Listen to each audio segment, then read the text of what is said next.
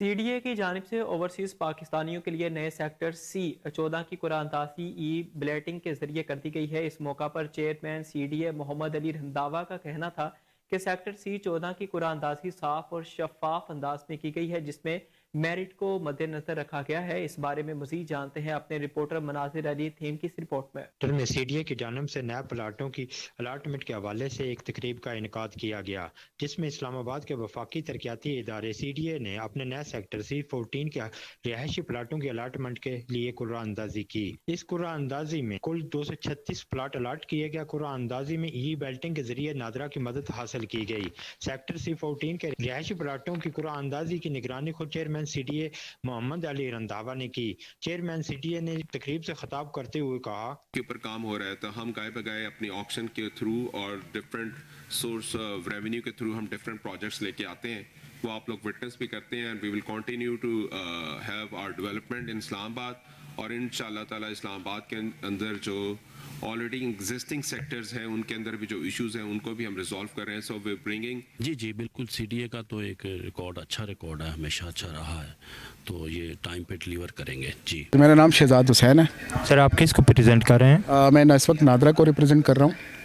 जी sir, ये sector की जो बेल्टिंग हुई है इसकी शफाफियत के हवाले से आप क्या कहेंगे? जी बिल्कुल, ये नादरा की in house developed E Belting software के थ्रू हमने ये इवेंट कंडक्ट कराया, और अल्हम्दुलिल्लाह हम सीडीए के साथ पिछले 8 साल से ये काम कर रहे हैं। कोलैबोरेशन में हम है, जिसके लिए हम लोकल और ओवरसीज़ की बैलेटिंग कंडक्ट करवाते रहते हैं, और कोई 30 से ज़ायद हमने इस वक्त ई बैलेटिंग इवेंट कंडक्ट करा चुके हैं।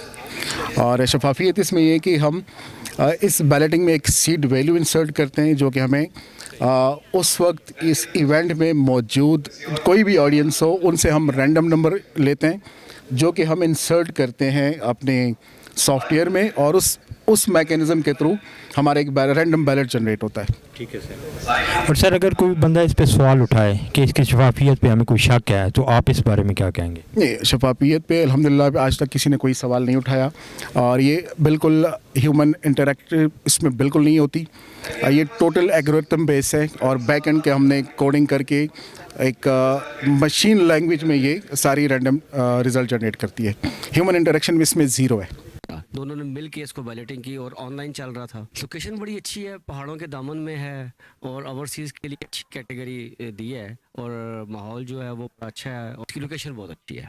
इसमें सर बड़ा कॉम्प्रिहेंसिव और बड़ा मॉडर्न इसका कॉन्सेप्ट प्लान है C14 का, और ये स्टेट ऑफ द आर्ट हमारा प्रोजेक्ट है। इसमें हमने जो है वो 1 कनाल के रेजिडेंशियल प्लॉट रखे हैं, और उसके साथ जो है तकरीबन कमर्शियल एरिया है, उसके साथ अपार्टमेंट्स हैं, हाई राइज अपार्टमेंट्स हैं। फिर इसमें बड़े वाइड रोड हैं, 50 फीट उनकी विड्थ है, 60 भी है, मेजर रोड्स हैं, सर्विस रोड्स हैं, और उसकी लोकेशन बहुत प्राइम है। ये अपना मारगला एवेन्यू के बिल्कुल साथ इसकी एडजॉइनिंग है, और facing towards Margalla hills at the foothills of Margalla. Total जी हमारे 236 प्लॉट्स थे C14 सेक्टर के, और उनके अगेंस्ट ये बैलेट हुआ है। हमने जैसा एडवर्टाइज़ किया था कि ये ओवरसीज़ पाकिस्तानीज़ को इसमें प्रेफरेंस मिलनी थी, और 537 ओवरसीज़ पाकिस्तानीज़ ने अप्लाई किया, और 1153 लोकल्स लोगों ने अप्लाई किया।